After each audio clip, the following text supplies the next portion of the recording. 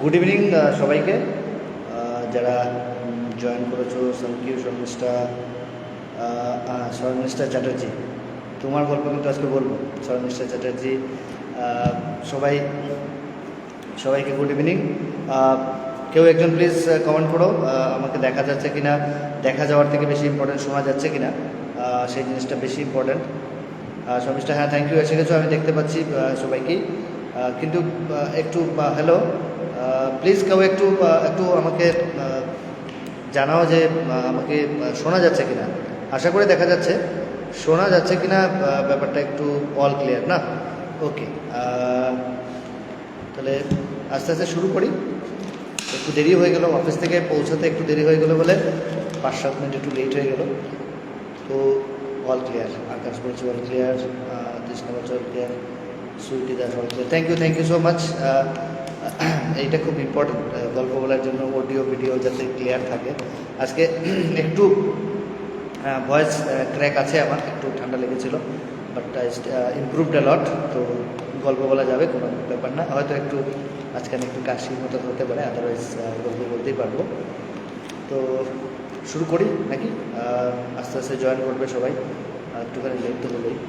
তো তার আগে একটা সবচেয়ে ইম্পর্ট্যান্ট একটা অ্যানাউন্সমেন্ট বলা ঠিক হবে না, আমার তরফ থেকে আমি একটা ডিসিশন নিয়েছি অ্যাডমিনের সঙ্গে কথা বলে, বিশেষ করে শ্রেয়ার সঙ্গে কথা বলে।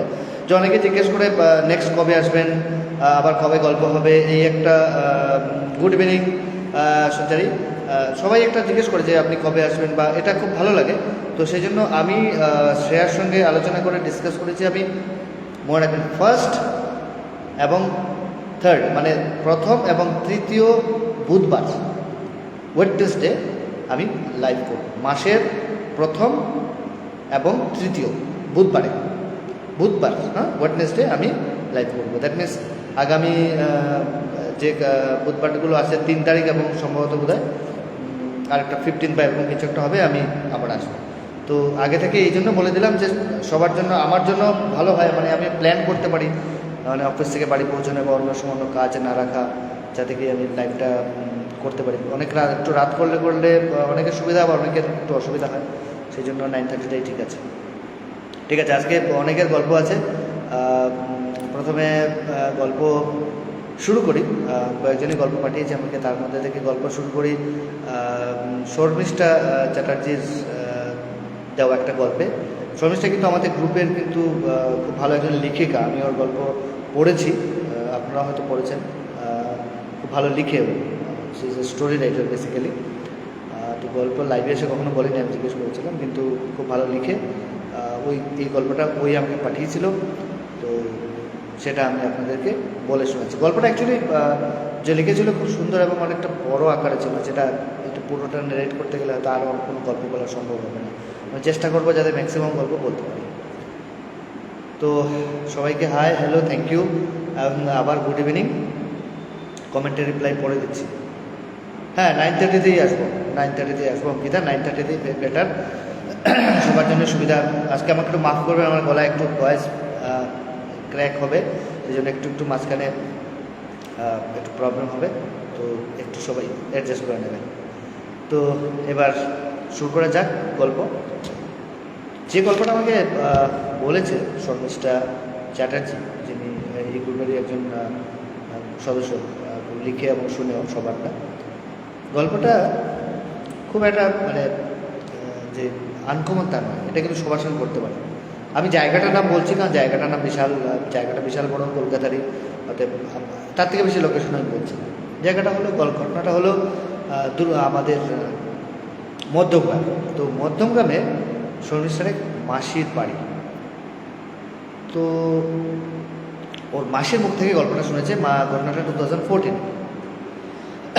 তো কী হয়েছে, মাসিরা যে ফ্ল্যাটে থাকতো ঠিক তার পাশের মানে ফ্ল্যাটে, ওইখানে অনেক স্ট্যান্ডালোন অ্যাপার্টমেন্ট আছে, আমাদের কলকাতায় আছে, এবং কলকাতার পার্শ্ববর্তী যেসব জায়গা আছে সেখানেও প্রচুর স্ট্যান্ডালোন অ্যাপার্টমেন্ট আছে, আমরা সবাই জানি। তো এই স্ট্যান্ডালোন অ্যাপার্টমেন্টে যারা লোয়ার মিডল ক্লাস লোকেরাই থাকে জেনারেলি, বা হাইয়ার মিডল ক্লাস থাকে, কিন্তু যাদের যতটুকু সমর্থ সেই অনুযায়ী সবাই ফ্ল্যাট কিনে সেই মতো থাকছে। তো ওই স্ট্যান্ডালোন অ্যাপার্টমেন্টে একটা ফ্যামিলি ছিল, একটা ছেলে ছিল, মা বাবা আর ছেলে। ছেলেটা একটু উচ্ছৃঙ্খল টাইপের ছিল, মানে ঠিক মতো পড়াশোনা করতো না। বকাটে ছেলে বলাটা ঠিক হবে না, মানে ছেলেটা মানে অত ডেডিকেটেড ছিল না নিজের পড়াশোনার প্রতি, মা বাবার প্রতি দায়িত্বশীল ছিল না। এটা উদাসীন ছিল, ওর মতো থাকতো, ঘুরে বেড়াতো, খেত ঘুমাতো, কোনো দায়িত্ব নিয়ে কাজ করতো না, সেরকম ছিল আর কি। তো ছেলেটার অনেক ডিমান্ড ছিল, অনেক কিছু করতো, মা বাবার কথা শুনতো না। মা বাবা মুখ বুঝে সহ্য করতো, কারণ হলো ছেলের একমাত্র ছেলে।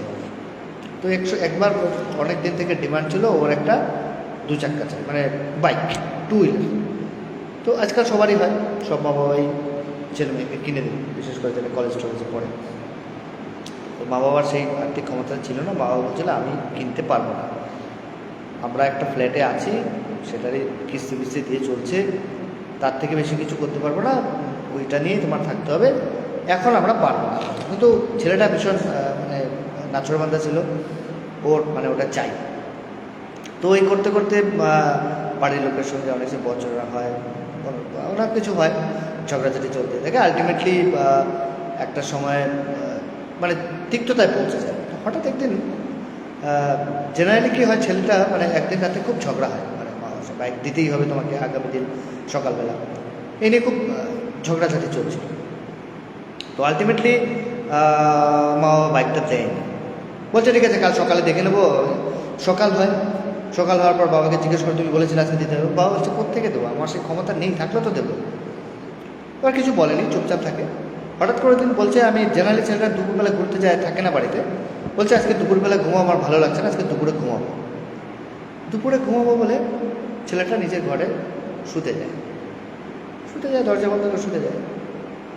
ঘন্টা 3-4 হয়ে যায়, সন্ধ্যা হয়ে গড়িয়ে যায়, সন্ধ্যা 7-8 বাজে, বারবার উঠে না দেখে ওর মা খুব দরজায় নক করে, দরজা কেউ খোলে না। আলটিমেটলি অনেক ধাক্কা দেওয়ার পর দরজা ভাঙা হয় শেষ পর্যন্ত।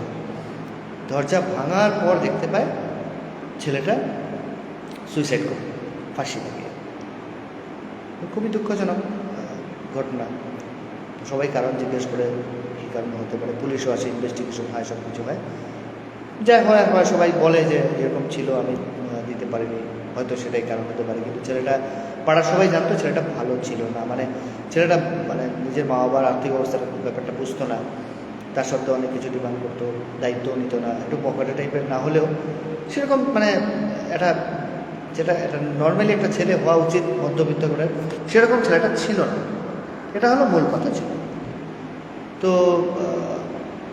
এই ব্যাপারগুলো মানে অনেক সময় কী হয়, একটা রিপারকেশন আসে।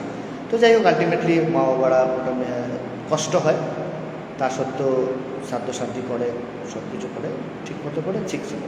মেনে নিতে কষ্ট হচ্ছিল, কিন্তু কিছু করার ছিল না, মেনে নেওয়া ছাড়া কোনো উপায় ছিল না, তো মেনে নিয়েছিল। তো কিছুদিন পর, মানে ঘটনাটা গড়ানোর কিছুদিন পর থেকে ওর বাবা রাতে যখন বাথরুমে যেত, তখন লক্ষ্য করতো যে ঘরটায় ঘুমোতো ওর ছেলেটা, সেই ঘরটা থেকে একটা ঘুমানোর আওয়াজ শব্দ আসে, মানে কেউ যেন দুঃখে মানে ফুফি ফুফে কাঁদছে, একটা শব্দ আসে।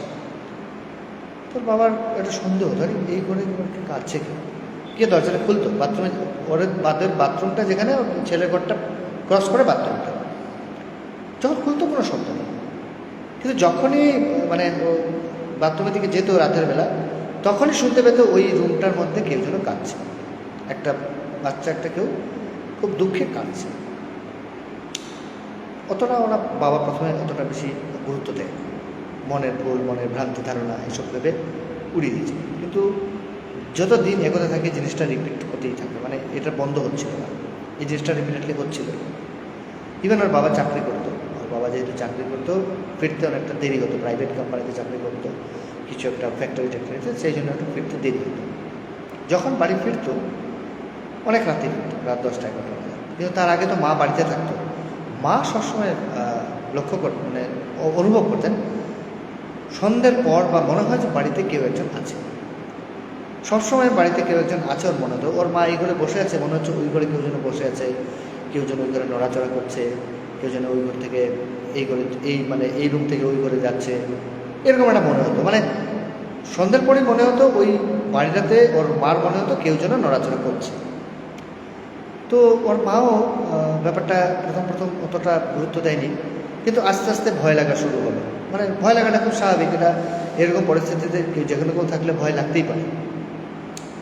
তো এরকম হচ্ছে অনেকটা সময় ধরে এরকম হয়ে যাচ্ছে। তো একটা সময় মানে ওর মানে বেশ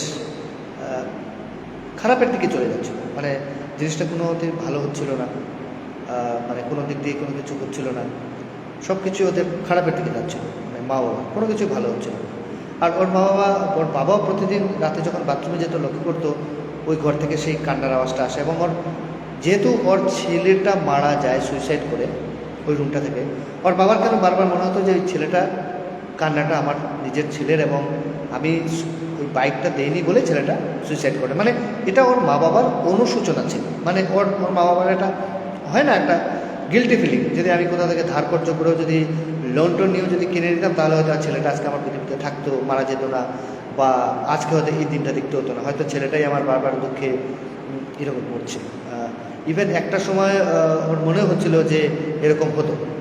ওর মা অনেকদিন নোটিস করেছে এরকম রাত্রে ঘুমানোর আগে আমরা সবাই বিছানাটা গুছাই না, ওর মা বিছানা গুছিয়ে গেছে, হয়তো রান্নাবান্না করছে, এসে দেখছে বিছানার মানে বেড কাভারটা কেউ যেন একদম দুমড়ে মুচকে নিচে ছুঁড়ে ফেলে দিয়েছে। মানে কেউ রাগে বেড কাভারটাকে এমনভাবে কুচমুচ করে ধরে নিয়ে নিচে ফেলে দিয়েছে, মানে খুব একটা রাগে। ওর মা ভাবছে আমি তো এইমাত্র ওটাকে ভালো করে সেট করে দিয়ে এলাম, আমার বাবা আসবে, মানে ওর বর আসবে, খাবে, ঘুমাবো, ওটা এটা আবার কে ছুঁড়ে ফেলে দিল।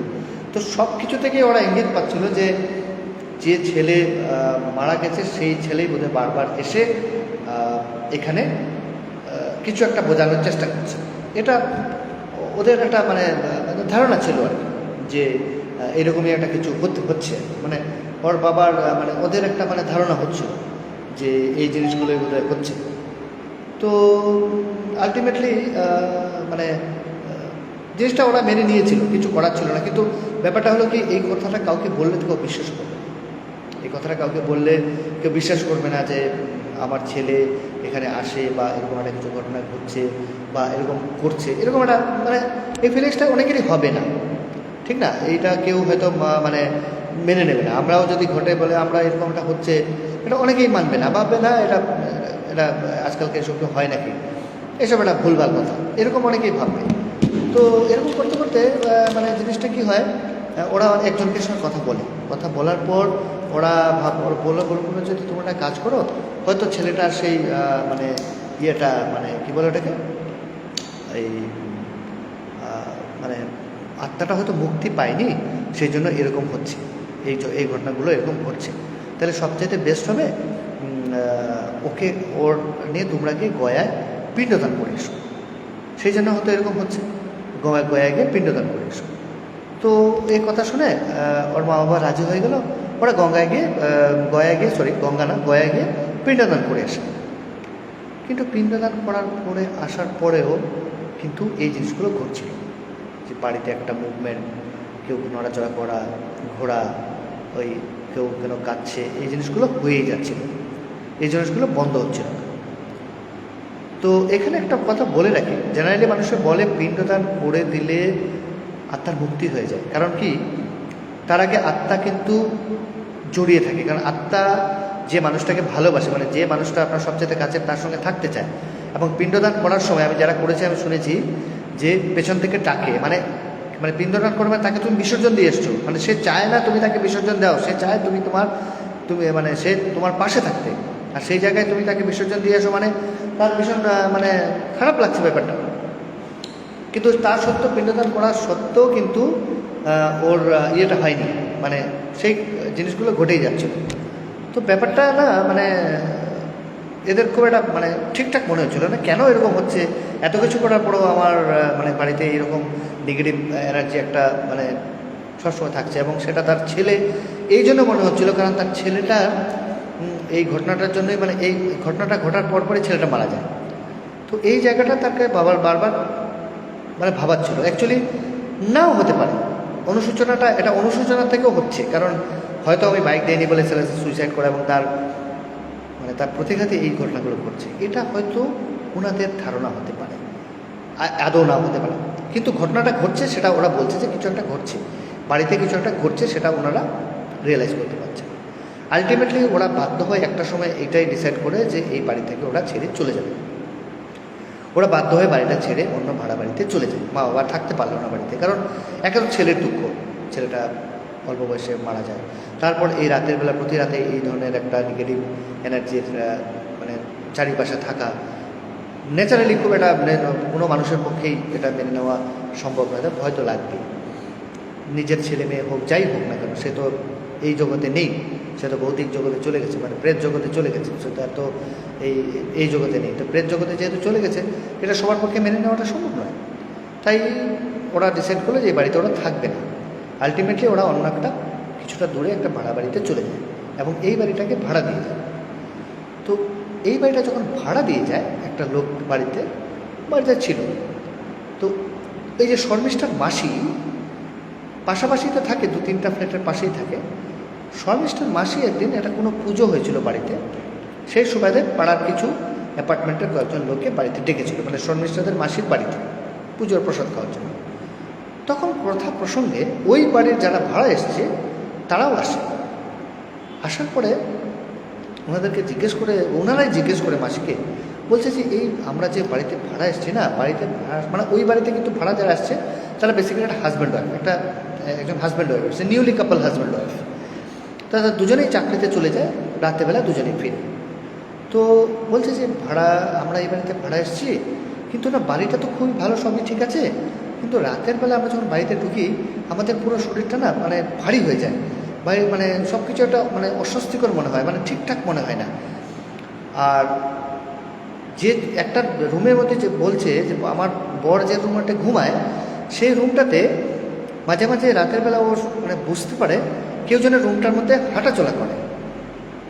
বর আমাকে অনেকবারই কথাটা বলেছে যে আমি না রাতের বেলা যখন এসে ঘুমাই না, মাঝে মাঝে কেউ মনে হয় রুমটার মধ্যে কেউ যেন চলাফেরা করছে, মানে ঘুম ভাঙলেই মনে হয় মানে ওই বিছানা মানে খাটের চারিদিকে কেউ যেন চলাফেরা করছে। তো মানে বলছে এটা হয়তো মনের ধারণা হতে পারে, ভুল ধারণা হতে পারে, কেউ হয়তো এমনিতেই তুমি মনে করো টায়ার্ড হয়ে অফিস থেকে এসছো, সেই সুবাদেই হয়তো তোমার এরকম হচ্ছে, এরকম মানে ঘটনাগুলো ঘটছে, এটা ওরা ভাবছে, মানে ওর মানে ওর বর বলছে। তখন মাসিকে জিজ্ঞেস করছে আপনি কিছু জানেন কি, এখানে এরকম কিছু ঘটনা ঘটেছিল বা এই ফ্ল্যাটটাতে এরকম কিছু সমস্যা ছিল, আপনি জানেন কি হয়তো? তো ওর মাসি কিছু বলেনি, কারণ মাসি বলাটা ঠিক, মাসি তো জানে সব কিছু। মাসি বলছে না সেরকম কিছু তো আমি শুনিনি। তো আর কিছু শুনেছেন? বলছে শুধু তাই নয়, আমার বড় একদিন রাত্রেবেলা ঘুমিয়েছে, হঠাৎ ঘুম ভেঙে গেছে, ঘুম ভেঙে চোখ খোলার পর দেখতে পাচ্ছে কেউ যেন একটা ফাঁসি লাগিয়ে একটা ছেলে ঝুলছে আর মিটমিট করে আমার বরের দিকে তাকাচ্ছে। ওর বর ভয়ঙ্কর জোরে লাফ দিয়ে বিছানা থেকে উঠে বাথরুমে যায় এবং আমাকে ডাকে। তো বলুন তো কি এইরকম এই বাড়িতে আমি থাকি কী করে? আমরা তো থাকবো না, বাড়িটা ছেড়ে দেবো বলে ডিসাইড করছি। বাড়িটাতে কিছু একটা সমস্যা আছে, এটা শুধু আমার সঙ্গে নয়, আমার বরের সঙ্গে তো রেগুলারই হচ্ছে। রাতে ঘুম ভাঙলেই বুঝতে পারে কেউ যেন হাঁটছে।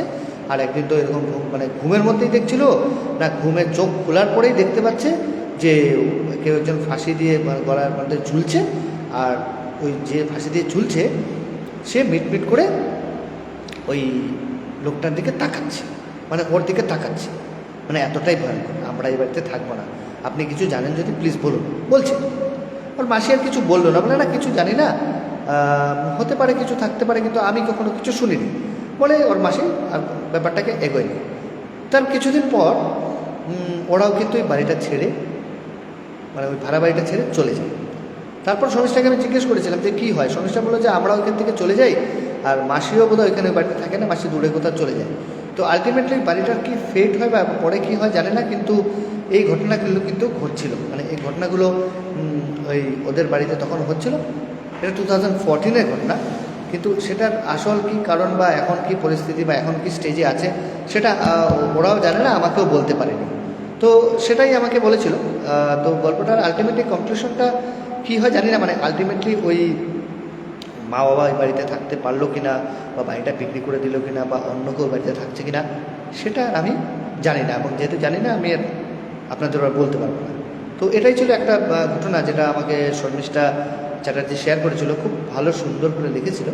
তো সেটা আমি শর্ট করে বললাম। গল্পটা খুব ভালো ছিল এবং ও খুব ভালো গল্পও লিখে। আপনারা সবাই ওর গল্প পড়তে পারেন, ও এই গ্রুপেই লিখে, শর্মিষ্ঠা চ্যাটার্জি। খুব ভালো লিখে, গল্প বলে না কিন্তু গল্প লিখে ভালো। তো ওই গল্পটা বলেছিল, যেটা আমি আপনাদের সঙ্গে শেয়ার করার সুযোগ পেলাম। আচ্ছা, এবার আসছি আরও কয়েকটা গল্প নিয়ে, যেটা আমাকে দিশারি পাল, ও কিন্তু এই গ্রুপের একজন সদস্য, খুব বেশি একটা রেগুলার শোনে না, কিন্তু আমাকে ও কিন্তু কয়েকটা গল্প বলেছে, যেটা আমি ওর পারমিশন নিয়ে শেয়ার করছি। একটা ওর নিজের সঙ্গে ঘটে যাওয়া ঘটনা, অনেকগুলো গল্প বলেছে, আজকে সময়ের অভাবের জন্য সবগুলো বলবো না, পরে আবার এসে বলবো, কয়েকটা সিলেক্টিভলি বলছি, পরে আবার বলবো। অনেকগুলো ঘটনা বলেছে, নিজের সঙ্গে যে ঘটনা ঘটেছিল সেটা আমি এখন শেয়ার করছি আপনাদের সঙ্গে। জানি না ও লাইভে আছে কিনা, ওকে আমি বলেছিলাম আজকে লাইভে থাকার জন্য। দিশারি পাল ওর নাম।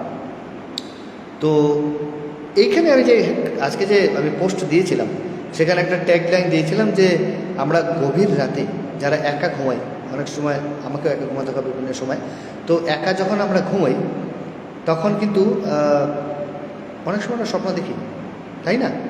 আমরা অনেকেই স্বপ্ন দেখি, অনেকে স্বপ্ন দেখি মুখে বলি, বা অনেকে স্বপ্ন দেখে চেপে যায়। কারণ অনেকে বলে স্বপ্ন দেখাটা ভালো নয়, ভালো হোক আর খারাপ হোক, স্বপ্ন রাতে দেখাটা ভালো নয়। এটা আমি অনেকের মুখে শুনেছি, ভালো স্বপ্ন হোক বা খারাপ স্বপ্ন হোক, স্বপ্ন দেখাটা রাতে ভালো নয়। তো ওই মেয়েটা একা ঘুমাতো, তো দিশারি পাল যার কথা বলছিলাম, তো ও রাতে ঘুমাতো মাঝে। ও খুব সাহসী মেয়ে, আমাকে বলেছে আমি কিন্তু খুব সাহসী, আমি নেগেটিভ এনার্জিতে বিশ্বাস করি, আমি ভূতের গল্প পড়তে শুনতে খুব ভালোবাসি, কিন্তু আমি ভয় পাই না, যদি আমাকে দেখাও দেয় আমি কোনো ভয় পাই না।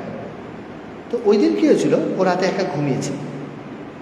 এবার রাতে একা ঘুমানোর পর গভীর রাতে ও দেখতে পাচ্ছে, স্বপ্নের মধ্যেই দেখতে পাচ্ছে না, ও রিয়েল, ওর সেটা কিন্তু বলতে পারে।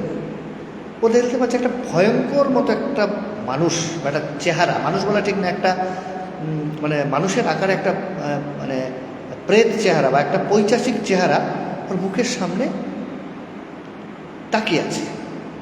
ও কিন্তু শুয়ে আছে, ওর মুখের সামনে তাকিয়ে আছে একটা ভয়ঙ্কর মতো পৈশাচিক চেহারা। আমি জিজ্ঞেস করেছিলাম যে তোমার সেই পৈশাচিক চেহারাটার কোনো ডেফিনেশন আছে কি?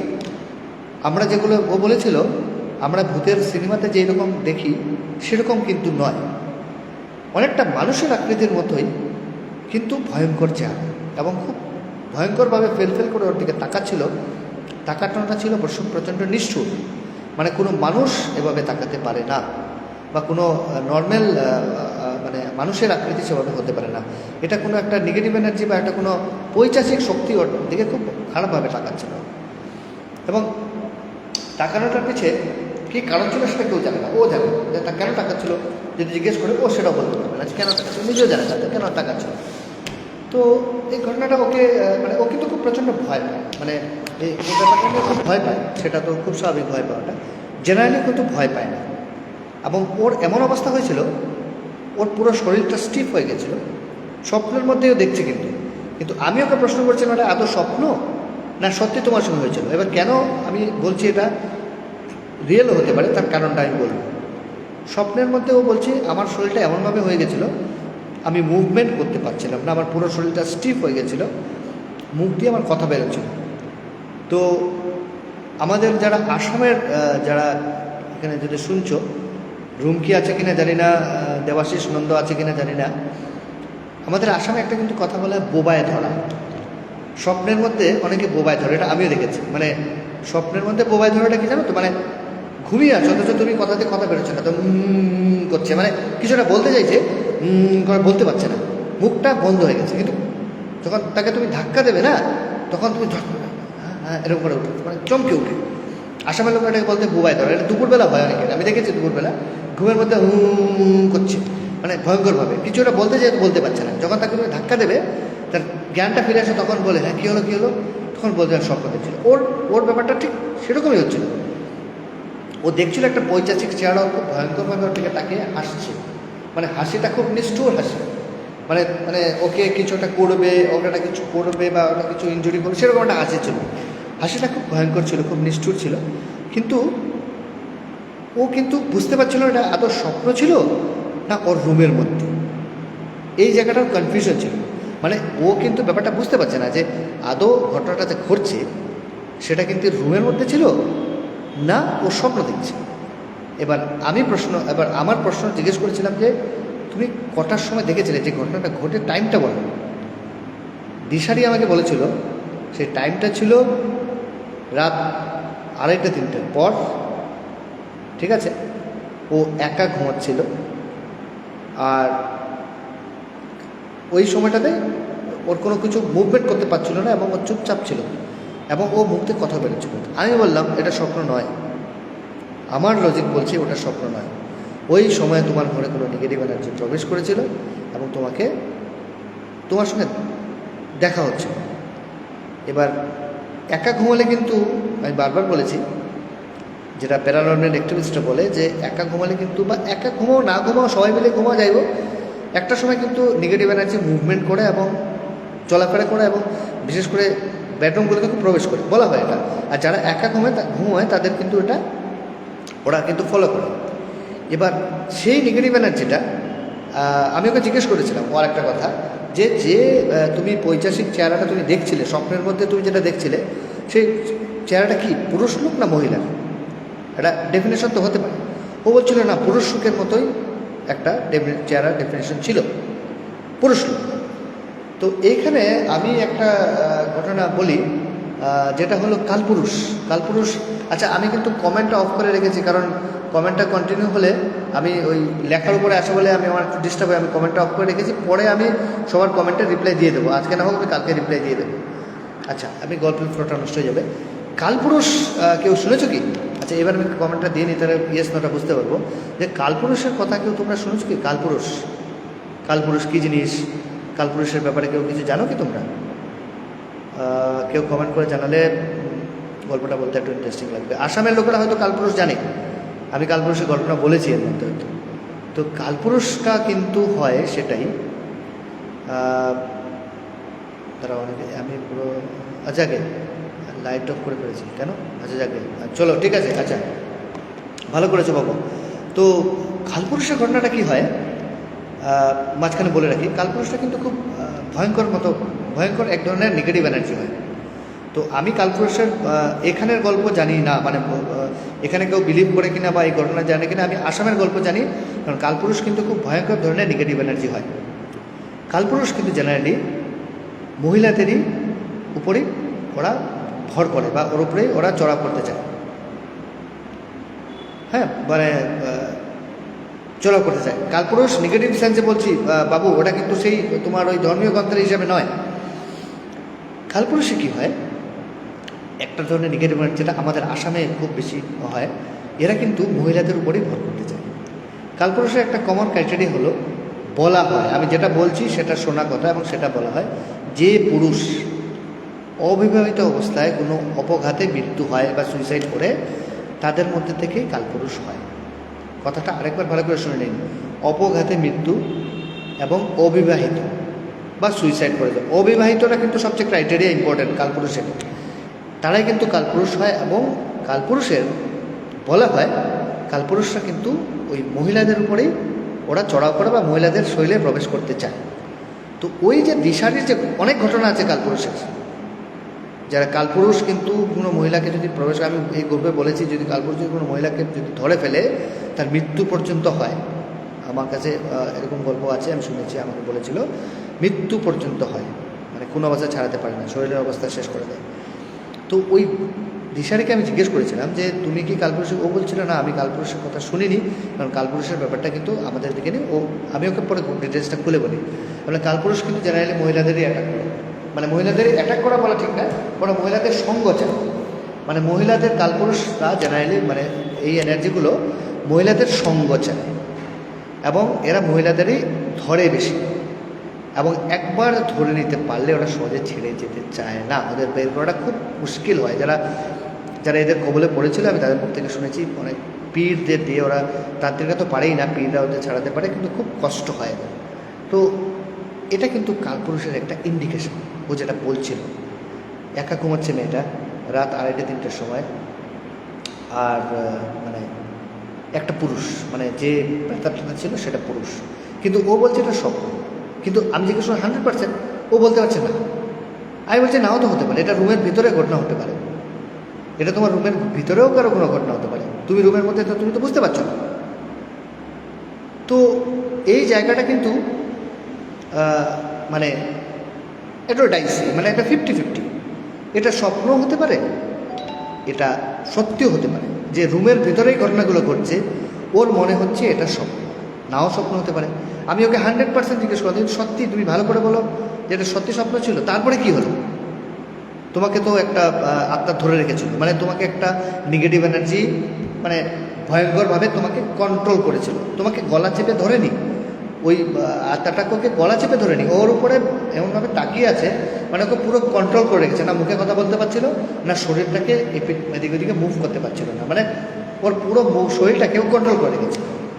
ও বলছে ওটা স্বপ্নে হচ্ছিল, আমি বলছি না স্বপ্নে না, ওটা সত্যি হচ্ছিল। তো এইটা একটা 50-50 জায়গা, কিন্তু সত্যি হতে পারে, স্বপ্নেও হতে পারে। তার কিছু সময় পর, এরকম কিছু যাওয়ার পর ওর খানিক 10-15 মিনিট এরকম পরিস্থিতি থাকার পর ওর হঠাৎ করে ঘুমটা ভেঙে যায়। ঘুমটা ভেঙে যাওয়ার পর ও লাইটটা জ্বালানোর পর, এই জায়গাটাই তো সবচেয়ে ইন্টারেস্টিং, ও বললো আমি যখন ঘুমটা ভেঙে যায় তারপরও মনে হচ্ছিলো ওই যে মানে যে নেগেটিভ এনার্জিটা ওর উপরে মানে ভর করার চেষ্টা করছে বা ওকে ক্যাপচার করার চেষ্টা করছে, সেই নেগেটিভ এনার্জিটা তখনও রুমে ছিল। এই কথাটা আমি আরেকবার রিপিট করছি, যখন ওর ঘুম ভাঙে, ঘুম ভাঙার পরও কিন্তু বলছিল যে মনে হচ্ছে যে নেগেটিভ এনার্জিটা ওর তখনও ওর কাছেই ছিল, যদি ওর কথা বলার ক্ষমতা চলে এসেছিলো, নড়াচড়া করার ক্ষমতা চলে এসেছিলো, তবুও ওর মনে হচ্ছিলো এই নেগেটিভ এনার্জিটা তখনও ছিল। রুম কিন্তু পুরো অন্ধকার, ও লাইট বন্ধ করে ঘুমায়, আমাকে বলেছিল। এটা একটা বড় মানে ইম্পর্টেন্ট কোয়েশ্চন, হয়তো আমি এখানে কেউ জিজ্ঞেস করি। ও কিন্তু লাইট বন্ধ করে ঘুমিয়েছিল, কিন্তু ওর যখন স্বপ্নটা দেখে যখন ঘুমটা ভাঙে, ও তখনও মনে হচ্ছিল ওই যে নেগেটিভ এনার্জিটা ওর কাছেই আছে এবং ওর বুকের উপরেই তাকিয়ে আছে। কিন্তু যখন ও মানে প্রচণ্ড ঘেমে চিৎকার দিয়ে গিয়ে লাইটটা জ্বলায়, লাইটটা সুইচ অন করে, যখন লাইটটা জ্বলে ওঠে তখন সব কিছু মিলিয়ে যায়, মানে সব কিছু ঠিক হয়ে যায়, নর্মাল হয়ে যায়। তো এই জায়গাটাতে আমার কাছে প্রশ্ন ছিল যে তুমি আদৌ স্বপ্ন দেখছিলে না এটা তোমার সঙ্গে হচ্ছিল। আমাকে প্রশ্ন করেছিল কেন আমার সঙ্গে হবে, স্বপ্ন না মানে সত্যি হতেই তো নাও হতে পারে। আমি বললাম কেন হবে না, কয়েকটা ক্রাইটেরিয়া তো ম্যাচ করে যাচ্ছে। নেগেটিভ এনার্জি আফটার জেনারেলি বলা হয় মিডনাইট, গভীর রাতে ভ্রমণ করে। নেগেটিভ এনার্জি যারা একা ঘুমায় তাদের সঙ্গে দেখা দেয়, এটা অনেক ইনস্টেন্স আছে। নেগেটিভ এনার্জি অনেক সময় যারা একা ঘুমায় তাদেরকে দেখা দেয়, মানে তারা রুমে চলে আসে, দেখা দেয় মানে ওরা দেখে যায়, আপনিও তো দেখতে পান, আপনি তো ঘুমিয়ে আছেন, আপনি কী করে দেখবেন? আপনার নেগেটিভ এনার্জি আপনার মুভমেন্ট করে চলে গেছে, আপনাকে দেখে চলে গেছে, আপনাকে তো দেখার প্রশ্ন নেই, ও কিন্তু আপনাকে দেখে নিয়েছে। কোনো সময় নেগেটিভ এনার্জি চায় ও আপনাকে দেখুন, সেই ক্ষেত্রে সেটা হতে পারে। তখন এই কথাটা বলার পর ও কিন্তু একটু হ্যাঁ হতেও পারে। এবার লাস্ট প্রশ্নটা আসি, ওকে আমি জিজ্ঞেস করেছিলাম তুমি আর কখনো দেখেছিলে এরকম ঘটনা? বলে না, তারপরে কিন্তু কখনো হয়নি, কিন্তু আমি কিন্তু খুব সাহসী, আমি তারপর থেকে মানে করিনি। আমি মাঝে মাঝে লাইট বন্ধ করে ঘুমাই, মাঝে মাঝে লাইট মানে বন্ধ করেও ঘুমাই, লাইট মাঝে মাঝে খুলেও ঘুমাই। তো সেটাই মানে মেইন মানে ঘটনা। তো শ্রেয়া তুমি কি বলছো? একটু ইকো হচ্ছে। আচ্ছা, ইকো হতে পারে শ্রেয়া, কারণ আমি এই যে রুমটাতে আছি, এটা বিশাল বড় রুম একটা, সেটা পুরো ফাঁকাই, এটা ব্যাংকের একটা কোয়ার্টার, সেই জন্য এটা পুরো ফাঁকা। তো সেই জন্য ইকো হতে পারে, এবং ইকোটা আটকাবো কী করে সেটা তো তুমি কিছু শ্রেয়া, যদি তোমার কিছু সাজেশন থাকে how to stop that echo effect, তুমি আমাকে বলতে পারো, কারণ যেহেতু রুমটা ফাঁকা সেই জন্য একটু ইকো এফেক্ট হচ্ছে। বাকি তো আর তো আমি আমার কাছে কোনো ইয়ে নেই, হয়তো ইকো এই জন্যই হচ্ছে। ওকে, নেক্সট টাইম আমি অন্য রুমে গিয়ে করবো, মানে যে রুমটাতে ছোটো রুমে গিয়ে ট্রাই করবো, ঠিক আছে? যাই হোক, যেখানে আমি ছিলাম, যে ঘটনাটা হলো যে আলটিমেটলি মানে ওই ঘটনাটা তার সঙ্গে ঘটার পর আর কিন্তু কোনো হয়নি, ও আর কিন্তু দেখেনি, মানে ও আর কিন্তু সেটা আর কোনো ফিল করেনি, মানে যে এরকম ঘটনা ওর সঙ্গে ঘটেনি। কিন্তু ও কিন্তু একা ঘুমায়, এখনও একা ঘুমায়, এই নয় যে ও একা ঘুমায় না, ও একা ঘুমায়, কিন্তু ওর সঙ্গে এটা ঘটেনি, এটা কিন্তু ফ্যাক্ট। ও আমাকে বলেছিল যে এই ঘটনাটার পর আর একা আমি ঘুমাই ঠিকই, কিন্তু এই ঘটনাটা ঘটেনি, ওর সঙ্গে আর ঘটেনি। তো এটাই আমার আজকে ট্যাগলাইন ছিল যে এরকম ঘটনা তো অনেকের সঙ্গেই ঘটে, তাই না? আমরা অনেকের সঙ্গে এই ধরনের ঘটনাগুলো ঘটে থাকে। হ্যাঁ হ্যাঁ, অনেকের সঙ্গে এই ঘটনাগুলো ঘটে থাকে, কিন্তু আমরা কখনো ভেবে দেখেছি যে আমরা আদৌ স্বপ্ন দেখলাম না সত্যি আমাদের সঙ্গে ঘটনাটা ঘটেছে? আমরা কেউ ভেবে দেখি না। একবার ভেবে দেখবেন যদি কেউ স্বপ্ন দেখেন। আমি তো স্বপ্ন দেখি না জেনারেলি, স্বপ্ন দেখাটা ভালো হলে আমি স্বপ্ন দেখার মানে ভালো হোক খারাপ হোক স্বপ্ন দেখাটা ভালো। আমার কোনো চিন্তা আপনার স্বপ্ন দেখি না, আমি এত টায়ার্ড হয়ে ঘুমিয়ে যে আসলে কিছু বলতে পারি না। তো যারা অনেকে স্বপ্ন দেখেন বা স্বপ্ন দেখেছেন একবার ভেবে দেখবেন যদি নেগেটিভ শক্তি হয় বা পজিটিভ শক্তি হয়। স্বপ্ন আদৌ কি স্বপ্ন দেখলেন না ভোরের স্বপ্ন, মানে স্বপ্ন দেখে ঘুমটা ভেঙে গেল? আমরা বলি না স্বপ্ন দেখে ঘুমটা ভেঙে গেল, আদৌ ওটা স্বপ্ন দেখে ঘুমে ভাঙলো না যা ঘটনাটা ঘটলো? এবার ধরুন কিছু হতে পারে, ধরুন গাড়ি চালিয়ে যাচ্ছি, সেটা তো ঘুমের মধ্যে হবে না, কিন্তু এমন কিছু ঘটছে যেটা আপনার রুমের মধ্যে ঘটছে, আপনি হয়তো ভাবছেন স্বপ্নে হচ্ছে, আদৌ কি স্বপ্নে হচ্ছে না সত্যি হচ্ছে, সেটা বুঝবেন কী করে? তো সেই জায়গাটা আমার প্রশ্ন থাকলো, যদি এরকম কারোর সঙ্গে কিছু ঘটে থাকে কমেন্ট করে জানাবেন, আমারও জানার খুব ইচ্ছে। কারণ আমার মনে হয় কিছু কিছু ক্ষেত্রে আমরা যেটাকে স্বপ্ন বলি, ইলিউশনে থাকি, ওটা স্বপ্ন নাও হতে পারে না, এমন কিছু নেগেটিভ এনার্জি রুমে প্রবেশ করে।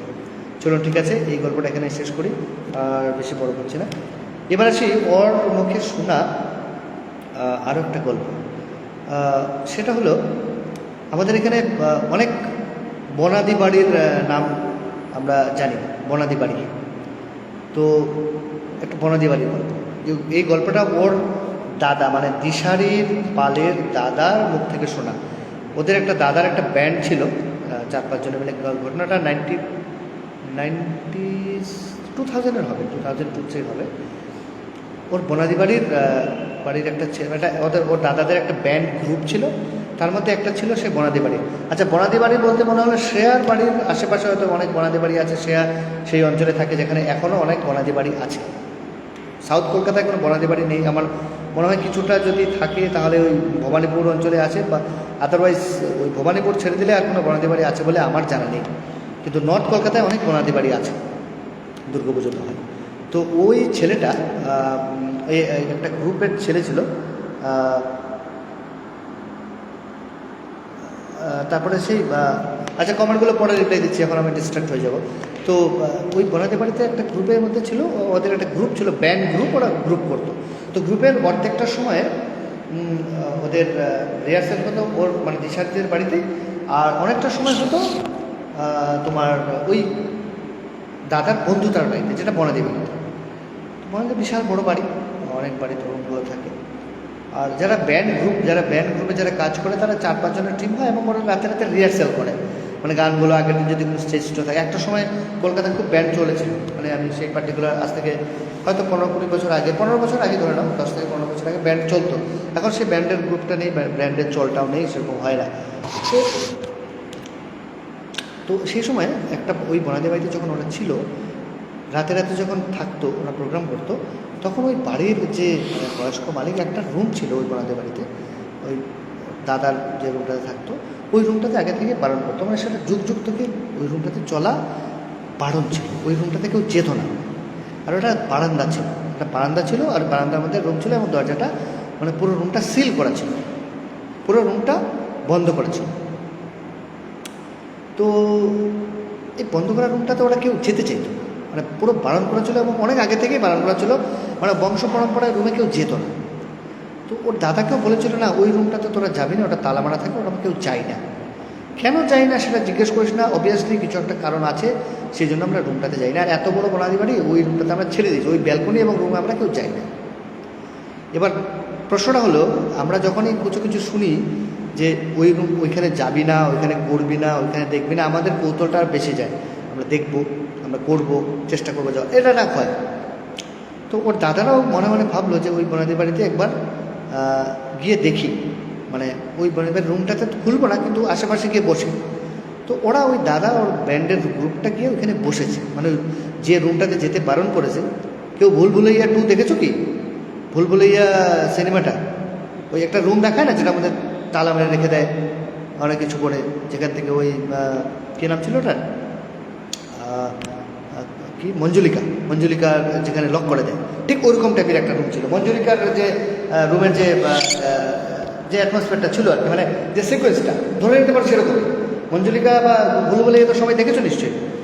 ভুলভুলাইয়া 2 আমার মনে হয় যারা ভূতের গল্প শুনে তারা নিশ্চয়ই সবাই দেখেছো ভুলভুলাইয়া 2টা। তো ভুলভুলাইয়া 2-র যে রুমটা, যে অ্যাটমসফিয়ারটা ছিল অনেকটা সেরকম ছিল। যে রুমটাতে তন্ত্রমন্ত্র করে যেটা রুমটা বন্ধ করে দেয়, মঞ্জুলিকাকে বন্ধ করে দেয়, ঠিক সেরকমই ছিল রুমটা। তো রুমটার বাইরে ওরা বসেছিল, এবং যেহেতু বনাদি বাড়ি পুরো বনাদি বাড়ি ছিল, সেখানে মানে জানালাগুলো কাচের ছিল এবং কিছুটা মানে জালের নেটে দেওয়া জানালা ছিল। তো এপিঠ থেকে ওপিঠ দেখা যায়। তো ওরা বসে আছে, বসে ওরা রাত গল্প টল্প হয়ে গেছে, গান বাজনা হয়ে গেছে, রাত 2টো 2:30 3টে বাজে, ওরা বসে বসে গল্প করছে গরমের দিনে। কিন্তু ওদের যেখানে ওরা বসে আছে তার উল্টো দিকের রুমটাতেই মানে রেস্ট্রিক্টেড রুম, যেখানে যাওয়া বাড়ো তালা। ওরা হঠাৎ দেখতে পাচ্ছে একটা দোলনা ছিল, মানে মানে দোলনা শুধু মানে ঝোলার জন্য। সে দোলনাটা উপরে একটা পেঁচিয়ে রাখা। ওরা মানে হঠাৎ নোটিস করলো যে দোলনাটা হঠাৎ করে খুলে নিচে পড়ে গেল, মানে মাটিতে পড়ে যায়নি, মানে ঝুলে গেল। ওরা তখন মানে ঘাবড়ে গেল, কী হলো, মানে ভালো করে দেখতে পাচ্ছে না কারণ দরজাটা বন্ধ, কিন্তু তবুও দেখতে পাচ্ছে কারণ দরজাটা ছিল নেটের, পুরোনো দরজা, তো নেটের দরজা ছিল। নেটের দরজার মাঝখান থেকে ওরা দেখতে পাচ্ছে যে মানে দোলনাটা হঠাৎ করে এরকম উপরে ঝোলা ছিল, ঝোলানো বাঁধা ছিল, সেই বাঁধার থেকে ওটা খুলে ঠপ করে নিচে পড়ে গেল। এবং দোলনাটা পড়ার পর দোলনাটা ঝুলছে, এবং ঝুলতে ঝুলতে কিছু সময় দোলনাটা থেমে গেল। তো ওরা ভাবলো হয়তো এটা কোনো মনের ধারণা হতে পারে, ভুল ধারণা হতে পারে। ওরা অতটা বেশি গা লাগলো না, চলো ঠিক আছে। কিন্তু তবু কৌতূহলটা থেকে গেল যে কেন এরকম হলে দোলনাটা তো ঝুলছিল, পড়লো কী করে। আমরা তো কিছু করিনি, বা আমরা তো এই নয় যে দমকা হাওয়া এটা পড়ে গেল, সব দমকা হওয়ার প্রশ্ন নেই, হাওয়া তো নেই, কোথায় দমকা হাওয়া হবে। তো এরকম কিছু সময় যাওয়ার পর হঠাৎ দেখছে একটা ছোট্ট বাচ্চার একটা চলাফেরা ওই রুমটার মধ্যে। অস্পষ্টভাবে দেখতে পাচ্ছে একটা বাচ্চা রুমের মধ্যে চলাফেরা করছে। এবার ওরা একটু ভয় পেয়ে গেল, কারণ অলরেডি বলেছিল এই রুমটাতে কেউ যাওয়া নিষেধ, এবং একটা তালা মারা কেউ যেতে পারে না। কিন্তু ওরা জালের মধ্যে থেকে দেখতে পাচ্ছিল কেউ যেন একটা হাঁটাচলা করছে, একটা বাচ্চা হাঁটাচলা করছে। তো এটা দেখে ওদের খুব ভয় লাগে, খুব ঘাবড়ে যায় ওরা। তো বসে আছে খানিকটা। ইন দ্য মিন টাইম যে দোলনাটা পড়েছিল না, দোলনাটা পড়ার পরে তো ব্যালেন্স নষ্ট হয়ে যায়, দোলনাটা নড়াচড়া করলে দোলনাটা থেমে যায়, নর্মাল থেমে যায় দোলনাটা। কিন্তু তার ঠিক বাচ্চাটা যখন নড়াচড়া, একটা মনে হচ্ছিল একটা বাচ্চা হাঁটছে, এদিক থেকে ওদিকে দৌড়চ্ছে, এটা ওদের মনে হচ্ছে একটা বাচ্চা হাঁটছে। ঠিক তারপরে একটা ভুল ধারণা এবং তো ভেবে ওরা আবার বসে আছে। এবার আড্ডা ফাড্ডা মেরে এবার কৌতূহলটা ওদের ওই দিকে চলে গেছে। এবার ওরা ওই দিকের কথাটাই বেশি ভাবছে, ওরা বারবার চোখ রাখছে। এবার দেখছে সাডেনলি ওই দোলনাটা নড়ছে, মানে সামনে পেছনে হচ্ছে, মানে কেউ দোলনায় বসে যদি মানে মুভ করে ঠিক সেরকম হচ্ছে, দোলনাটা নড়ছে এরকম, এভাবে নড়ছে। এবার ওরা খুব খাবে, এবার বারবার মনে পড়ে যে কেন বলেছিল যে এই রুমটাতে যেতে বারণ করেছিল। যদিও ওরা যায়নি, ওরা পাশেই বসেছিল। ওদের আর সাহস হলো না যে আর ওখানে বসে থাকার। ওরা ওখান থেকে চলে আসে। তো চলে আসার পর ঘটনাটা ওদেরকে ভাবায়, কারণ আমার দিশারি বলছিল দাদা এবং বাকিদের মানে ঘটনাটা খুব ভাবায় যে কেন এরকম হলো, এরকম মানে যেটা বলেছিল সেটা তো তাহলে সত্যি, মানে কিছু কারণে তো হয়েছিল। তাহলে এত কিছু পরে বাচ্চাটা কেন মানে হাঁটবে, মানে যদি কিছু হয় বা যদি কিছু নেগেটিভ হয় বাচ্চা কেন হবে। তো সেই বাচ্চা কেন হবে সেটার উত্তর ওদের কাছে নেই। এটা দেখো, বনাদি বাড়ি মানে তো আজকের বাড়ি নয়, এটা তো অনেক পুরনো, 600 বছর পুরনো বাড়ি। সেই সময় কী ঘটনা ঘটেছিল, কী না হয়েছিল, কী কারণেই বা বাচ্চাটাকে দেখা দিল, কোনো বাচ্চাটার সঙ্গে কোনো খারাপ কিছু হয়েছিল কিনা, বা বাচ্চাটা দুর্ঘটনায় মারা যায় কিনা, বা বাচ্চাটার সঙ্গে কোনো অত্যাচার হয়েছে কিনা, সেই পরিণাম হিসাবে বাচ্চাটা এখানে ঘোরাফেরা করছিল। অনেক কিছু কারণ হতে পারে, কিন্তু সেই উত্তর ওই বাড়িতে যে ছেলেটা থাকে সেও জানে না, কারণ কোন যুগের ঘটনা কেউ জানে না। ওকে বংশ পরম্পরায় বলা হয়েছিল ওই বাড়িতে যে ওই রুমটাতে না যাওয়ার জন্য, ব্যালকনি থাকা রুমটাতে না যাওয়া যায় না। কিন্তু কেন হয়েছিল, কী কারণে হয়েছিল সেটা উত্তর ওদের কাছে নেই। তো এখানে আমি মানে এখানে বলা ছিল যে এরকম ঘটনা ঘটে, হতেও পারে, সেটা কেউ কিছু মানে মানে সেখানে আনসার খোঁজার মতো কোনো জায়গা অনেকেরই থাকে না। ঠিক আছে, তো এই হলো আরেকটা গল্প। এবার আসছি আরেকটা গল্প। এই গল্পটা হলো ওই দিশারি বলেছিল আমাকে। দিশারি ঘটনাটা ঘটেছিল দিশারি যেই অঞ্চলে থাকে, দিশারি যে এটা উল্টোডাঙ্গা এরিয়াতে থাকে, ওইখানে একটা মানে একটা বস্তি টাইপ বাড়িতে ঘটনাটা ঘটে, মানে ছোটোখাটো বস্তি টাইপ বাড়িতে। জানি না দিশারি লাইভে আছে কি না, শুনতে পাচ্ছে কি না। তো ও ওই ঘটনাটা শুনে এবং শোনার পরে ও আমাকে বলে, মানে ও নিজের চোখে দেখেনি, কিন্তু ওর বাড়ির পাশের ঘটনাটা। ওইখানে কী হয়, একটা বস্তিতে কিছু মানুষজন থাকে না, সবার বিভিন্ন সময় বিভিন্ন মানুষজনরা থাকে বস্তিতে। তো ওই বস্তিতে একটা ফ্যামিলি ছিল, হাজব্যান্ড ছেড়ে চলে যায়, মা দুটো বাচ্চাকে নিয়ে একা থাকতো, একটা ছেলে আর একটা মেয়ে। তো বাচ্চাটা সরকারি স্কুলে পড়াশোনা করতো, বাচ্চাটা ম্যাক্সিমাম সময় বাড়িতেই থাকতো। তো ম্যাক্সিমাম সময় বাড়িতে যখন থাকতো, বাচ্চাটা ছিল ছেলে, মানে সবাই জানতো ছেলে হিসাবে থাকতো, কিন্তু মাঝে মাঝে ছেলেটা যখন এদিক ওদিক মানে ঘুরতে যেত, ও মেয়ের মতো সাজতে খুব ভালোবাসত। মেয়ের ড্রেস পরা, মেয়েদের মতো লিপস্টিক দেওয়া, মেয়েদের মতো থাকা আর কি খুব ভালোবাসত। তো সবাই বাড়ির লোকেরা বোধহয় তুই মেয়ের মতো চেষ্টা করতো, ছেলের মতো থাক। স্কুলে পড়ে ছেলেদের স্কুলেই পড়তো, কিন্তু ওর মধ্যে একটা মেয়েলি ভাব ছিল, মানে বলতো। তো এইটা ঘটনাটা মানে কেউ জানতো না যে ও কিন্তু আজও মানে কি মানে মানে ট্রান্সজেন্ডার মানে হিজড়ে যা আমরা যে বলি না, সত্যি ছেলে ছিল, কেউ জানতো না। মা বাবা ছাড়া কেউ, বাবা তো নেই, শুধু মা। আর মা সারাদিন কাজকর্ম করতো, বাড়ি কাজ করে সংসার চালাতো, আর ও ছোটো বোনটাকে দেখে রাখতো। ও 90% সময় বাড়িতেই থাকতো। তো এরকম এই ঘটনাটা কিন্তু সত্যি ঘটনার উপরে মানে বেস করে বানানো, মানে আমি বলছি। তো এরকম কিছুদিন মানে হওয়ার পর চলছিল ভালো, মানে তাতে কোনো প্রবলেম ছিল না। কিন্তু ওর ছেলেটার ভাবটা ছিল এরকম একটু মেয়েলি ভাব ছিল ওর মধ্যে। মানে ছেলেরা যেরকম ছেলেরা ড্রেস পরে সেরকম পরতো না, যখনই বাইরে পেতো একটু মেয়েদের মতো সাজতে ভালোভাবে পড়তে ছিল। তো ওটার মা বাবার প্রটেস্ট করতো, এরকম কেন করছিস, এরকম করা তো ঠিক নয়, এরকম করবি না। তো এরকম একটা কিছু হতো আর কি। তো এরকম করতে করতে অনেকদিন চলে যায়। সেদিন ছিল কালী পুজো, আর ও কিন্তু মা কালীর খুব ভক্ত ছিল, মা কালীর খুব পুজো করত। বোনকে দেখতো, স্কুল থেকে পড়াশোনা করে এসে বাড়িতে থাকতো। এবার বস্তির ছেলে, গরিবের করে কোথাও টিউশন বাড়িতেই পড়াশোনা করতো, স্কুলে টুলে যেত, আর মা কালীর খুব পুজো করতো। একদিন কী করেছে, ওই কালী পুজোর রাতে, কালী পুজোর যেদিন অমাবস্যা, তার আগে মানে বাড়িতে ছিল, ওর মতো থাকতো মতো। হঠাৎ কালী পুজোর রাতেও এবার ওর মার তো কাজ করতেই হবে, কালী পুজোর রাত বলে তো কাজ বাদ দিলে হবে না। ওর মা কালী পুজোর রাতেও বাড়ির কাজ করতে যায়। তো কাজবাজ করে আস্তে আস্তে কালী পুজোর রাত ছিল, যে বাড়িতে গেছিলো সে বাড়িতে পুজোও ছিল, সে করতে করতে অনেকটা দেরি হয়ে যায়। তো অনেক রাত হয়ে যায়। সে অনেক রাত হয়ে 12টা সাড়ে 12টা হয়ে যায়, বাড়ি আসে। তো তো সেই আসার পর এরকম রাত 12টা 1টার সময় আসো, বা খুব দরজা নক করছে। দরজা নক করার পর দরজা খুলছে না, অনেক ডাকাডাকি চিৎকার চেঁচামেচি করার পর দরজা খুলছে না। তারপর আশেপাশের লোককে ওরা ডেকে আনার পর ওকে দরজাটা দরজা খোলার পর ও যে অবস্থায় ছিল, মানে মনে হলো কি যেন একটা করছিল, মানে সাডেনলি।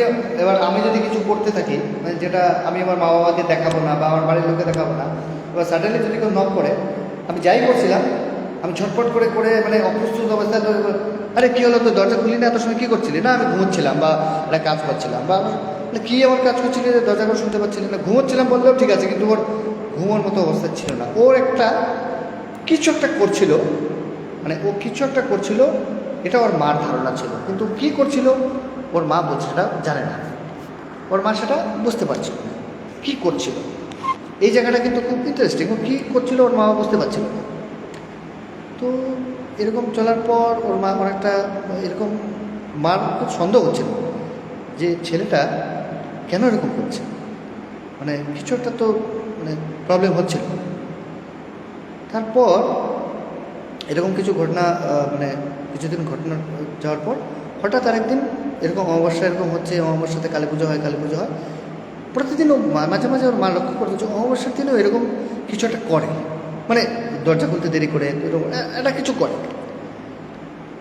এবার যেখানে ঘটনাটা ঘটে সেটা হচ্ছিল একদম বড় অমাবস্যার ঘটনা, মানে আমরা যেটাকে কালী পুজো বলি, সে কালী পুজোর রাতে ও আগের দিন ওর মার কাছে কিছু টাকা চায়, কালী পুজোর আগের দিন ওর মার কাছে কিছু টাকা চায়, বলে আমি পুজোর জন্য কিছু জিনিসপত্র কিনব। তো মা বলছে ও তো কালী টালী পুজো করে, মা কালী পুজোতে খুব বিশ্বাস, ওর সামর্থ্য অনুযায়ী ওর মা ওকে টাকা দেয়, বলে ঠিক আছে তুই কিনে নিয়ে তোর যা যা দরকার। ও বলছিল আমি মার জন্য কাপড় কিনবো, মার জন্য কিছু অলংকার কিনবো, জিনিসপত্র কিনবো, সব কিনবো। মা বলছে ঠিক আছে ঠিক আছে, তোর আমি এই টাকা দিলাম, এই টাকার ভিতরে যা হয় তুই কিনে নে, তুই তো বাড়িতে পুজো করবি, তুই পুজো কর। মা ওর আগের দিন ওকে পুজোর টাকা দেয়, সে পুজো দিয়ে জিনিসপত্র কিনে নেয়, মা চলে গেছে কাজে। এবার সেই সেই সেই এবার কালী পুজোর দিন রাত হতো, ওর মা মোটামুটি ওই অমাবস্যা পেরিয়ে গেছে, 10টা-11টায় বাড়ি পৌঁছেছে। এই বাড়ি পৌঁছার পরেও দরজা খুলতে পারছে না, আবার সেই দরজা বন্ধ। এবং এবার দরজা খুলতে আধ ঘন্টা থেকে থাকছে, দরজা খুলছে না। অন্যদিন 10-15 মিনিট পরে দরজা খুলে নেয়, এবার আধ ঘন্টা এগুলো দরজা খুলছে না। এবার ওর মা বাধ্য হয়ে পাড়াপ্রতির পাশাপাশি পুলিশকে ডাকল। পুলিশ এসে, এই ঘটনা সত্যি ঘটনা, পুলিশ এসে কিন্তু দরজাটা ভেঙে ভিতরে ঢুকে, এবং ভিতরে ঢোকার পর যে দৃশ্যটা দেখেছিল সেটা খুব ভয়ঙ্কর ছিল। ছেলেটা পুরো মা কালীর রূপে সাজে, পুরো মা কালীর রূপে সাজে, মা কালী যে রূপ হয় সেই রূপে সাজে, ভয়ঙ্কর। মা কালীর রূপটা আপনারা চিন্তা করুন, মা কালীর সেই ভয়ঙ্কর রূপটাতেও সাজে, পায়ে আলতা সিঁদুর পরে, সেই লাল সাদা বস্ত্র পরে পুরো মা কালীর রূপ ধারণ করে নেয় ছেলেটা। এবং মা কালীর রূপ ধারণ করে নিয়ে দাঁড়িয়েছিল নয়, মানে এখানে শেষ নয় যে ছেলেটা ওইভাবে দাঁড়িয়েছিল, ও ফাঁসি লাগায়। এবং ফাঁসি লাগানোর পর, ফাঁসি লাগালে কী হয়, মৃত্যু হওয়ার সঙ্গে সঙ্গে কিছু একটা হয়তো ওর জিহ্বাটা বেরিয়ে আসে, এবং এই সেই জিহ্বাটা বেরিয়ে আসার পর ওকে পুরো মা কালীর দৃশ্যে দেখা যাচ্ছে, মা কালীর রূপে দেখা যাচ্ছে।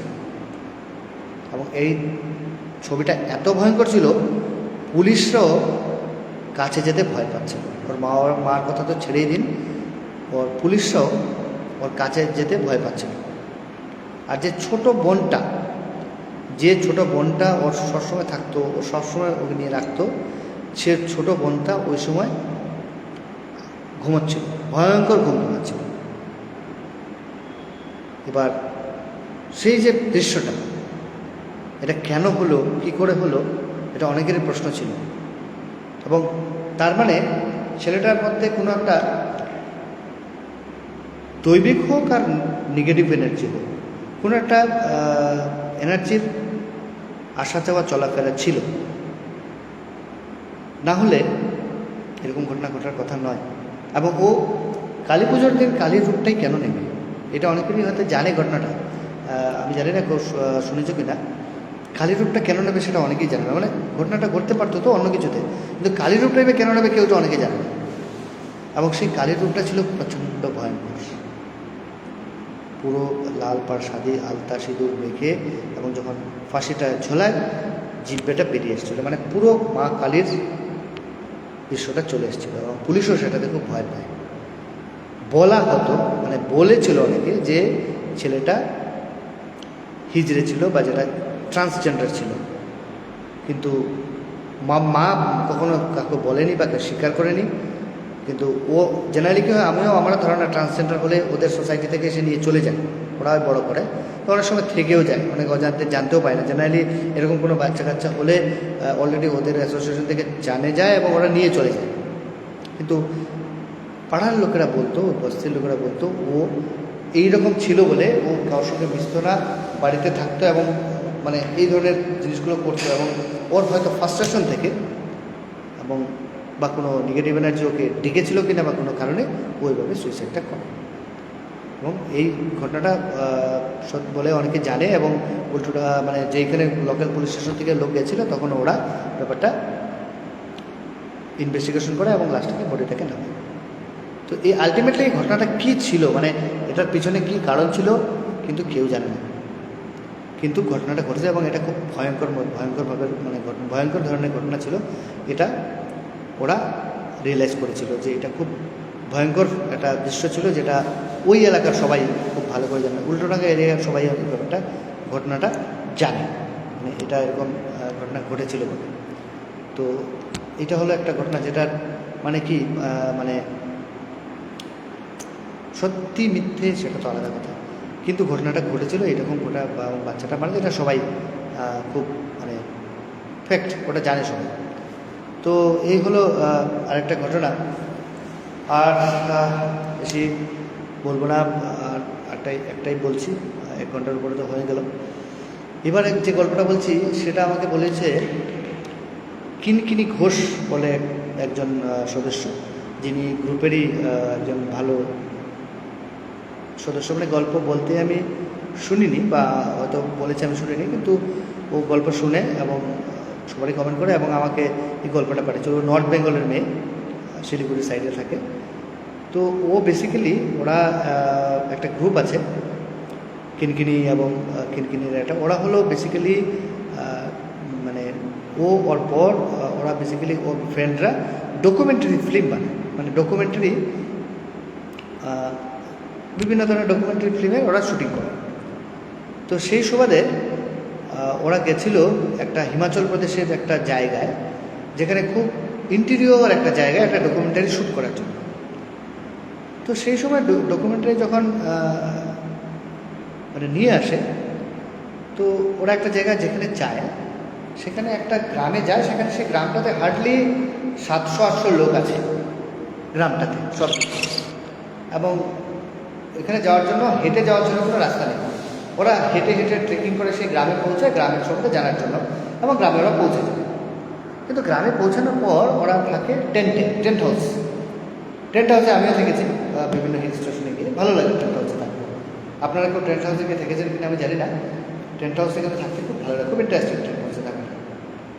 তো ওরা ওই টেন্ট হাউসে গিয়ে থাকে, ওরা 2 বন্ধু যায়, মানে যে আমাকে গল্পটা বলেছে কিনকিনি ঘোষ বর আর কিনকিনি বরের আরেকটা ছেলে, দুজনে ওরা যায় ওই ডকুমেন্টারিটা বানাতে। ওরা তাবু দাঁড়িয়ে শুকনো খাবার দাবার যা ছিল খেয়ে রাত্রে বসে গল্প করছে 10টা-11টার সময়। হঠাৎ ওরা শুনতে পাচ্ছে ওই তাঁবুর চারিপাশে, মানে টেন্টের চারিদিকে কিছু হাঁটাচলা করছে। ও ভাবছি ভয়ঙ্কর জঙ্গলে, তাও হালকা ঠান্ডা, গরমের দিন হলেও বেশ ঠান্ডা, এই ঠান্ডার মধ্যে কে হাঁটাচলা করবে। প্রথমে ওরা খুব বেশি একটা পাত্তা দেয়নি, খানিকটা হাঁটাচলা করার পর যখন দেখছে হাঁটাচলাটা বন্ধই হচ্ছে না, তখন ওরা টেন্টের দরজাটা, মানে টেন্টের চেনটাকে তো চেনটা খুলে একজন বাইরে বেরিয়ে এসে দেখে একটা মহিলা দাঁড়িয়ে আছে, একটা মেয়ে। ওরা ভাবছে এত রাত্রে এই জঙ্গলের মধ্যে মেয়েটা হিন্দিতে বলছে, আমি বাংলায় কনভার্ট করে বলছি। মেয়েটা বলছে যে আপনারা এই টেন্ট হাউসে আছেন? বলে হ্যাঁ আমরা এই টেন্ট হাউসে আছি। বলছে আমি এই অঞ্চলেই থাকি, আপনাদের কি খাবার দাবার কিছু লাগবে? কারণ আপনি এখানে তো কিছু খাবার দাবার পাবেন না, আপনার সারা রাত থাকবেন কী করে? তো কিছু খাবার দাবার থাকলে আমার সামনেই হোটেল আছে, আমি খাবার নিয়ে আসবো। তো সামনে মানে ওরা যেই টেন্ট হাউসে আছে সেখান থেকে 2 কিলোমিটার নিচে হলো মানে কিছু দোকান টোকান আছে বা বাড়ি টড়ি আছে। ও বলছে ওর বাড়িতে আছে, 2 কিলোমিটার যেতে হবে। তো বলছে না এত রাত্রে আপনি কী জন্য আমাদের জন্য খাবার খেতে যাবেন, তাও আপনি 2 কিলোমিটার নিচে যাবেন, তারপরে আবার 2 কিলোমিটার খাবার নিয়ে তুলে আসবেন। দরকার নেই, আমাদের কাছে ড্রাই ফ্রুট যা আছে হয়ে যাবে, আমরা কাল সকালে দেখে নেবো, কালকে সকালে খাবো, আপনাদের কাছ থেকে খাবার আমার দরকার নেই, এটুকু ওরা।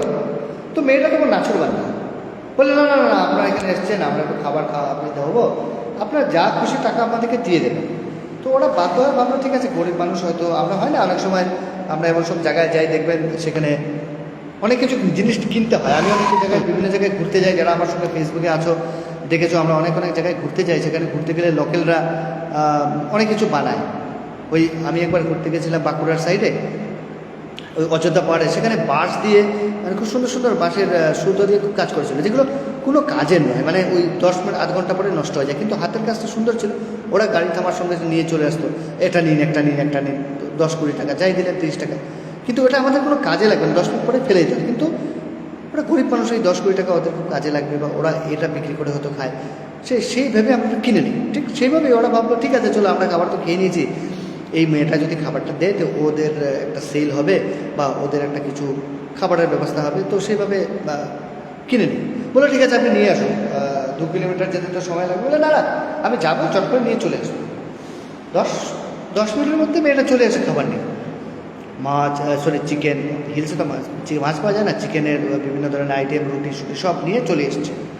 ওরা ভাবছে 10 মিনিটের মধ্যে 1 কিলোমিটার গিয়ে চলে এলো, তাও পাহাড়ে, মানে ঠিকঠাক মনে হলো না। যাকে ওরা ভাবে ঠিক আছে, খাবার টাবার দিয়ে যাওয়ার পর ওরা খেয়ে নেয়, খাবার খাওয়া হয়ে যায়। এবার খানিকক্ষণ পর ওরা মানে ঘুরে আসে, খাওয়াটা পর ঠিক আছে আপনারা যান, আপনি যান, কালকে সকালে কথা হবে বলে চলে যান। মানে ওরা খাওয়া দাওয়া করে এবং আবার শুয়েছে, আবার দেখছে ওই হাঁটা চলার আওয়াজ শুনে আরে আবার দরজা খুলেছে, দেখছি ওই মেয়েটা আবার থাকে, বলছে আপনার খাবারটা ঠিকঠাক ভালো হয়েছে তো? বলে হ্যাঁ খুব ভালো হয়েছে। বলে রাত অনেকটাই হলো, আপনি বাড়ি চলে যান, আমাদের কিছু লাগবে না। বলে না না না না, আমাদের লোকের এখানে একটা ভালো মিষ্টি আছে, সেটা খেতে হবে। বলছে না না আপনি আবার মিষ্টি এত নিচে যাবেন, দরকার নেই, আপনি আর মিষ্টি দরকার নেই, আপনি দরকার নেই মিষ্টি, আমি খাবো না মিষ্টি আপনাকে। বলে না না না আমরা মিষ্টি ইয়ে করবো, খাওয়াবো আপনাকে। ও আবার সেই নাচুর বান্দার মতো ওদেরকে মিষ্টি খাওয়াবার জন্য খুব ইনসিস্ট করছে, মিষ্টি খাওয়াবে এই মেয়েটাকে, মানে ওই ছেলে দুটোকে। তো এবার হ্যাঁ, তো এরকম কিছু করার পর না অনেকটা সময় যাওয়ার পর ওরা এবার কী করছে যে খাবারটা না এরা বাধ্য হয়ে বলছে আর দরকার নেই, কি মানে ঠিকঠাক মনে হচ্ছে না ওদের। এবার আস্তে আস্তে একটু মানে কীরকম একটা মনে হচ্ছিলো, এটা সিক্স সেন্স কাজ করছিল না যে না এটা মানে কিছু একটা গোলমাল আছে, কিছু একটা ভয়ঙ্কর আছে, সেটা মনে হচ্ছিলো। ওরা বাধ্য হয়ে বলেছে ঠিক আছে চলুন না, আপনি যখন দিতেই চাইছেন তাহলে নিয়ে আসুন খাবারটা, কি আর করা যায়। ওরা খাবারটা নিতে চলে যায়, বলে ঠিক আছে মিষ্টিটা নিয়ে আসুন। ওরা মিষ্টি আনতে যায়, মিষ্টি যখন আনতে যায় এবার ওরা দুজনে বসে গল্প করছে। এবার মেয়েটা হার্টে 2 মিনিটের মধ্যে মিষ্টি নিয়ে চলে এসছে। এরা ভাবছে এখানে কোথায় মিষ্টি হবে, আশেপাশে কোনো দোকান নেই, পুরো ভয়ঙ্কর জঙ্গল, যা 2-একটা গ্রামের বাড়ি আছে সেই বস্তি বাড়ি, এত ভালো মিষ্টি পাবে কোথা থেকে? তো মিষ্টিটা আবার ভালো করে ঢেকে নিয়ে এসছে, মানে কাগজে মুড়ে প্যাকিং করে সুন্দরভাবে নিয়ে এসছে, মিষ্টি রেখেছে। একটা মিষ্টি ওরা খেয়েছে, মানে 3-4টে মিষ্টি, মানে 2টো প্লেট এনেছে তো 2টো করে মিষ্টি, একটা মিষ্টি ওরা খেয়েছে একজন, এবং হ্যাঁ লোকাল মিষ্টি খেয়েছে, ভালোই লেগেছে, বাকিটা রেখে দিয়েছে। এই সময় এটা গল্প জুড়ে দিত, বলে চেনটা খোলা তো, মানে ওই চেনটাতে খোলা গল্প জুড়েছে। গল্প করতে করতে হঠাৎ মেয়ে জিজ্ঞেস করছে আচ্ছা আপনাদের কি দুজনে কি বিবাহ হয়ে গেছে? তো ওরা বলছে হ্যাঁ, বলছে একজনের মানে ওই কিনকিনির বরের বিবাহ, বলছে হ্যাঁ আমার বিয়ে হয়ে গেছে, আমার ওয়াইফও এরকম ডকুমেন্টারি তৈরি করে বিভিন্ন জায়গায় ঘুরে বেড়ায়, কিন্তু ওর সেই একটু শারীরিক অসুস্থতার জন্য আসেনি, তাই আমি আসিনি, নাহলে ও আসতো। ওই মেয়েটাকে জিজ্ঞেস করে যে ওই পুরুষ ছেলেটাকে যে আপনারা কি বলে না আমার বিয়ে হয়নি, কিন্তু আমার মানে গার্লফ্রেন্ড আছে, আমার বিয়ে মোটামুটি ঠিক হবে, এরকম একটা জায়গায় আছে, বিয়ে হবে, মানে বিয়ে হয়নি কিন্তু হবে, মানে সব কিছু সেট আছে আর তৈরি হচ্ছে। এই কথা শোনার পর মেয়ে হঠাৎ করে কথা বলতে বলতে বললো ঠিক আছে তাহলে আমি যাই। মেয়েটা বললো আমি যাই, বলে কয়েক সেকেন্ডের মধ্যে দেখে ওরা গায়ে, মানে ওরা বললো দেখি মেয়েটা কোথায়, মুহূর্তের মধ্যে মেয়েটা নাই হয়ে যায়, মুহূর্তের মধ্যে মেয়েটা নাই। ওরা ট্রেন থেকে বেরিয়ে দিকে দেখলো কোথা থেকে দেখা যায় কিনা পাটা বেয়ে, যদি কোনো স্লোপের মধ্যে যদি কেউ নেমে যায় না, এবার উপর থেকে তো দেখতে পাবো কেউ হেঁটে হেঁটে নিচে নামছে, ও স্লোপের রাস্তাটা ভালো করে গিয়ে তাকিয়ে দেখলো না, কাউকে দেখতে পাচ্ছে না। তাহলে মিনিটের মধ্যে মেয়েটা কোথায় যাবে এটা ওরা ভাবছে, ভাবতে ভাবতে তখনই ওরা বলছিল হ্যাঁ আমার মনে হচ্ছিলো কিছু একটা সন্দেহ হচ্ছিলো, ঠিকঠাক মনে হচ্ছিলো না, যাকে বাবা যা হয়েছে হয়েছে চলো এসে এবার টেন্টে শুয়ে পড়ি। এবার টেন্টে শুয়ে পড়ি বলে যা হয়েছে হয়েছে, ভীষণ টায়ার্ডে বলে মিষ্টিটা এবার খাই। এবার মিষ্টিটা যখন প্যাকেটটা ওটা খুলেছে, কাগজের মানে কাবার করে যখন খুলেছে, খুলে দেখে ওই মিষ্টির প্যাকেট যেটা দিয়েছিল না, সেই মিষ্টির প্যাকেটের মধ্যে মিষ্টি নয়, মাংসের চাক, মাংসের মানে চাক চাক করে মাংস রাখা এবং কিছু চুল মুল দিয়ে ভয়ঙ্কর একটা ভাবে তৈরি করে রাখা। ওরা ভাবছে আরে কিছু সময় আগে যে মিষ্টিগুলো সেটা এইভাবে হয়ে গেল কেন। ওরা ভয়ে চিৎকার দিয়ে সেগুলো ছুঁড়ে তাঁবু থেকে ফেলে দিয়েছে। ফেলে দেওয়ার পর তবু ওরা রাতে আর মানে কিছু বুঝতে পারছে না, যে ওরা তখন বুঝে গেছে যে এত সময় যে ওর সঙ্গে দেখা হয়েছিল সেটা কিন্তু মানুষ ছিল না, মানে বস্তির কোনো মেয়ে ছিল না, ওটা কোনো নেগেটিভ এনার্জি ছিল। মানে ওই ছেলেদেরকে দেখি ওদের কাছে কিছুটা মানে মানে মানে চাওয়া পাওয়ার ছিল, গল্প করা ছিল, সেটার জন্যই রূপটা দেখেছিল। এবং আলটিমেটলি যখন দেখলো ওখানে কিছু হবে না, ও ওর ভয়ঙ্কর রূপটা দেখিয়ে চলে যায়, যে সেই মিষ্টির বদলে সেই মানে একটা মাংসের দলা দলা করে চাকা চাকা করা চুল দিয়ে সেগুলো পেঁচানো, মানে কিসের চুল জানি না, চুল টুল দিয়ে পেঁচিয়ে রাখা, মানে খুব ভয়ঙ্কর দুটো জিনিস মানে মানে ভাবে কতগুলো জিনিস রেখে দিয়ে চলে যায়। তো এই জিনিসটা দেখার পর ওরা ভাবার পর দিন রাতে কোনো ঘুমাতে পারে না, দুজনেই রাতে মানে টেন্টের বাইরে বসে বসে ওরা গল্প করে পুরো রাতটা কাটিয়ে দেয়। তো সকালবেলা হওয়ার পর ওরা গ্রামের লোককে জিজ্ঞেস করে যে আপনাদের এই বস্তিতে কি কোনো মহিলার দোকান আছে যারা রাতে খাবার দাবার দেয় বা কিছু করে? বলে না না, এই এখানে তো কোনো খাবার দাবার দেওয়ার মতো তো, আর রাতের তো কোনো মহিলা এখানে বেরোয় না, রাত সন্ধ্যে 8টার পর কোনো মহিলা তো বাড়ি থেকে বেরোয় না, যদি কেউ বেরোয় সে পুরুষ বেরোয়, আর যদি কোনো মহিলাকে বেরোতেই হয় তাহলে কোনো পুরুষকে সঙ্গে নিয়ে বেরোবে, সে কোনো একা তো বেরোবে না।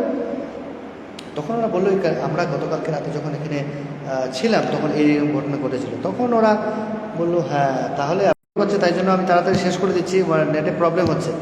তো এই ঘটনাটা অনেক আগেকার ছিল, তাই সেই জন্য অনেকেই বলতে পারেনি যে আসলে ঘটনাটা কী হয়েছিল। তো এটাই মানে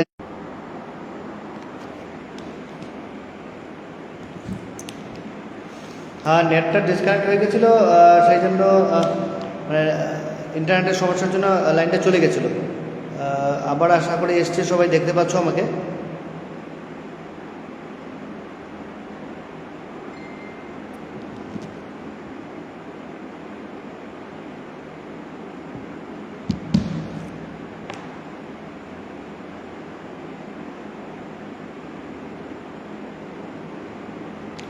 তো এখন শোনা যাচ্ছে কি? যারা লাইভে আছো তারা প্লিজ বলো।